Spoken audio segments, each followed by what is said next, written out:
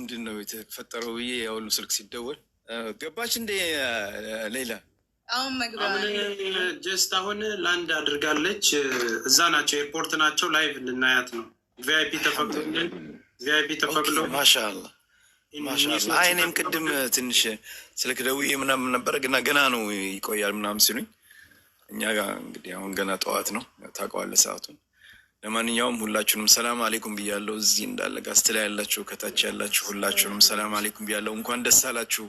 እንግዲህ አላህ ለዚህ ቀንም ስላበቀን ፈጣሪን እንግዲህ እናመሰግናለን። በጣም ደስ የሚል ቀን ነው። እንግዲህ እኔ ቃላት የለኝም። ሁሉም በዚህ ጉዳይ ላይ የለፋችሁ እህትና ወንድሞቻችን እንግዲህ ዛሬ የምትደሰቱበት ቀን ነው። እንግዲህ በዚህ ጉዳይ ላይ ብዙ እህትና ወንድሞቻችን እዚህም ያላችሁ የሌላችሁም ብዙ ነገርም ተብላችኋል። ስማችሁም የጠፋል። እንግዲህ ዛሬ እንግዲህ ብዙ ሰው የሚያዝንበትም ቀን ነው፣ ብዙ ክፉ ነገር በመናገሩ ደግሞ ዛሬ ደግሞ እኛ ደግሞ የምንደሰትበት ቀን ነው። አልሐምዱሊላህ አላህ ለዚህ ቀን ስላበቀን አላህን እናመሰግነዋለን። አላህ እንግዲህ በሰላም እናትና አባቷን ሀገሯን እንድትገባ በፍቃድ እንደዚሁ ምንም ነገር ሳትሆን በሙሉ ጤኗ ሁላችን ተጨንቀን ነበር። በጣም ታማለች፣ ብዙ ነገር ሆናለች ሲባል ነበር እና አልሐምዱሊላህ ፎቶዋን ስናይ እንግዲህ በጣም ተደስተናል። አላህ ምስጋና ይገባው። እዚህ ደግሞ ላላችሁ እህትና ወንድሞቼ በእሷ ጉዳይ ላይ ቀን ማታ ሳትሉ ስትለፉ የነበራችሁ እናንተንም እንኳን ደስ አላችሁ ለማለት ትፈልጋለሁ። ኢንሻአላህ ቴንክ ዩ ተስፋዬ፣ አመሰግናለሁ ስላገኘው ደስ ብሎኛል። እዚህ ያላችሁ እህትና ወንድሞቼ ሁላችሁም ናሲያን፣ ነዙዙ፣ ነፋፊ እንግዲህ እኔ ገና አይኔን አልቀለስኩም፣ እንቅልፍ ላይ ነኝ። አፉ በሉኝ። ኢንሻአላህ አልሐምዱሊላህ ደስታው የጋራ ነው። ሁላችንም እንኳን ደስ አለን። ያንተም ልፋት አለበት። ኧረ ተስፒሽ ተውልተኛ በጀሊሉ ኧረ ተው ሰትረኝ። እንደትናቂ እኮ ነው። ረጅም ሰዓት ቁጭ ስላልሽ መንቃት አለብሽ። ለዛ ነው እንቅልፍ እንዳያስቸግርሽ ነው። ስታወሪ ትነቂያለሽ። ዛሬ ስራ አልገባችም። ወጥ ላይ ወስደሽ ነው እንዴ? ወላሂ በዚሁ አንግቼ ስራ ሊገባ ነው። ኦልሬዲ ሰዓቱ በጣም እንትን ብለዋል እና ለዛ ነው። ምን ተፈጠረ መሰላችሁ? አሁን የተፈጠረው ነገር አቧሚራ ቀድሞ ገባና ሁላችንም ተሰበሰብን። ችግሩ ምን ሆነ? 1 ሰዓት ዲሌ ሆነ። እሱ 2 ሰዓት ቀድሞ ነው የሄደው። አንዳንዱ እነ ማሜ 8 ሰዓት ሄደው እዛ ነው እንትን ያሉት ያደሩት ማለት ማሜ አይቼው ነበር ቅድም። አሁን 1 ሰዓት ተኩል ላይ የሆነው 48 ደቂቃ ዲሌይ ሆኖ ነው። 48 ደቂቃ ዲሌይ ሆኖ ነው እንጂ ከዚህ ከ48 ደቂቃ በፊት መግባት ነበረባቸው። አሁን ግን 1 ሰዓት ተኩል በኢትዮጵያ ያርፋል ፕሌኑ ማለት ነው። ደመናም ስለሆነ ነው ሀገር ቤት። የተለየ ነገር ምንድነው የተደረገላት? ለእህታችን ለብቻ እንድትወጣ ተደርጓል። በጋራ አይደለም የምትወጣው፣ ከዲፖርት ከሚደረጉት ጋር ነው የመጣችው። ለብቻዋ በኖርማል ህዝብ የሚወርድበት ቦታ እንድትገባን የተደረገው። ኒስ ምን ፈቀደልን? 10 ሰዎችን ወደ ውስጥ ገብተን እንድንቀበላት አድርጓል። ቀጥታ ከቤተሰቦቿ ጋር ነው እሷ የምትገናኘው። ከቤተሰቦቿ ጋር ተገናኝታ ነው ወደ ውጭ የምትወጣው። እዛ ውስጥ ገብተው ደግሞ እነሱ ያለችበትን ስትመጣ ያሳዩናል። እነ ወንድም ካሊድ እዛ ናቸው። ቪአይፒ ላይ የተፈቀደላቸው 10 ሰዎች እዛ ይገባሉ። እሷን እናይና ምንም ለሚዲያ ፍጆታ የሚሆን ነገር ምንም ኢንተርቪው አታደርግም። ቀጥታ ወደ ማረፊያ ሄዳ ወደ ቤተሰቦቿ እንድትሄድ ነው። ምንም ሚዲያ ላይ አትቀርብም። እያንዳንዱን ነገር መምጣቷን ብቻ ለማሳየትና ኃላፊያችንን እናታችንን ለመወጣት እንጂ ማንም ሰው ኢንተርቪው እንዲያረጋት አንፈቅድም።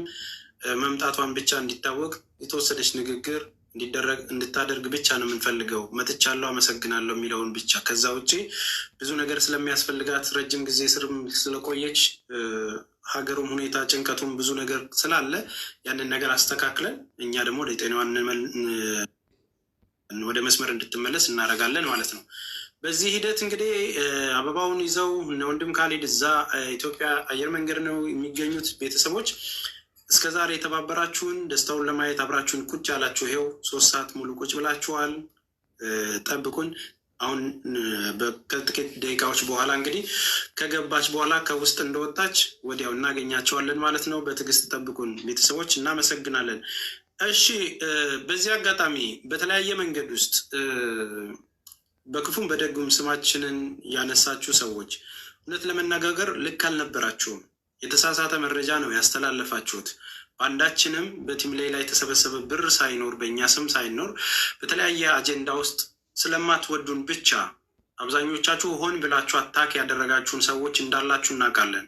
ይሄ ቀን እንደሚመጣ ስለምናውቅ በብርታት በውስጥ ሰኪውር ማድረግ ያለብንን ነገር ሰኪውር አድርገን ነበር የተቀመጥነው እና በክፉ ያነሳችሁን አደገኛ በሆነ የህይወት መስመር ውስጥም ስማችንን አንስታችሁ አንዴ በጥርሰ ፍንጭቴ አንዴ በጥርሴ በተሞላው እያደረጋችሁ ቪዲዮ ለሰራችሁብኝም አሁን ዛሬን ይቅርታ አድርጌያለሁ። ይቅርታ ሳደርግ ግን እናንተ 100% ልክ እንዳልሆናችሁ አውቃችሁ ነው። እሺ ይቅርታ ያደረኩላችሁ። የተሳሳተ የሰው ሀቅ ፈልጌ ወይም ደግሞ ከተሰበሰበ አንድ ብር ላይ ኪሴ ገብቶ አይደለም። ይቅርታ የማደርገው 100% በመሳሳታችሁ ከእኔ ይቅርታ ለማለት እንጂ እናንተ ናችሁ የበደላችሁኝ። 100% እርግጠኛ ሆኜ የምነግራችሁ ያልበላሁትን በላህ ወይም ደግሞ ቲም ሌላም በላችሁ ያላችሁት ያልበላነውን ያላችሁት እናንተ ናችሁ። ምናልባት በአካል አግኝታችሁ ይቅርታ ካልተደራረግን በሰማይ ቤት እንድትጠየቁም ስለማልፈልግ ነው። ስለወነጀላችሁን እንደዚህ ስላደረጋችሁን። ስለዚህ እኔ ይቅርታ አድርጌያለሁ።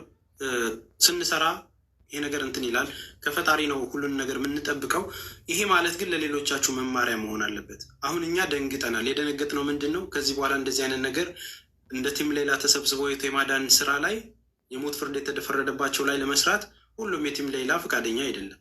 በበጎ ስራ ግን በራሳችን መንገድ የምንሰራው ብዙ ነገር አለ። አሱቴ የጀመረችው ፕሮጀክት አለ።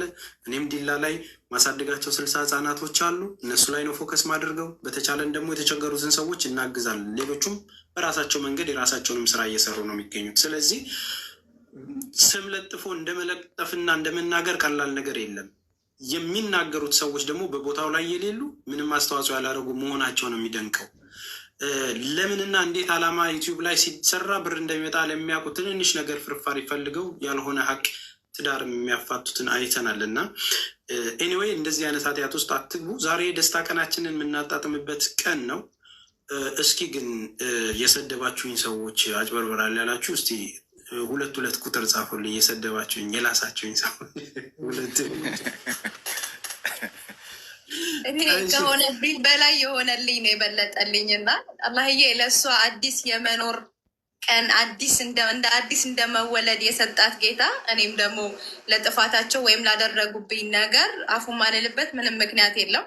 እንደዚህ ግን ከዛሬ 3 ዓመት በፊት በጣም ብዙ በሶሻል ሚዲያ ደረጃ በእርዳታ ብዙ ሰርተናል ከነመማር ጋር ከሌሎችም ጋር። ብዙም ደግሞ ተስፍሽ በሰው ምላስ ተንገብግበው አፈግፍገው ጠፍተው የቀሩ ከሚዲያ አሉ። እኔም አንተም የምናውቃቸው ባለመልካም ልቦች፣ ነገር ግን ይሄንን ጫና መቆጣጠር አቅቷቸው ብዙ ለወገን መድረስ ሲችሉ የሸሹ አሉ። ህይወታቸው ሊበላሽ ስለሆነ በህይወታቸው በትዳራቸው እና ጥሩ ሰዎችን ከሶሻል ሚዲያ ባናረቃቸው። አንዳንድ ሰዎች ወይ እጃቸውን አይዘረጉ ወይ አፋቸውን